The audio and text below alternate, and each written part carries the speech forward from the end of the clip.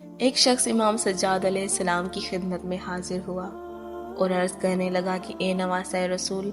کوئی ایسا عمل بتائیں کہ جو شب معراج کو ہماری دعاؤں کی قبولیت کا سبب بنے، یعنی ہماری دعائیں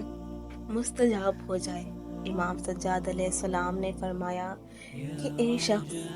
شب معراج کی رات جتنا ہو سکے محمد و آل محمد پر درود پڑھو اور سورہ رحمان کو 7 دفعہ پڑھ کے جو شخص اللہ تعالیٰ سے دعا مانگتا ہے تو اللہ تعالیٰ اس کی دعا کبھی رد نہیں کرتا۔ اس کی تمام جائز حاجات کو اللہ تعالیٰ اپنی بارگاہ میں قبول فرماتا ہے۔ جو شخص شب معراج کو محمد و آل محمد پہ درود پڑھے اور 7 دفعہ سورہ رحمان پڑھے تو اللہ تعالیٰ اس کی تمام تر حاجات کو اپنی بارگاہ میں قبول فرماتا ہے اور اس کے رزق میں برکت عطا کرتا ہے۔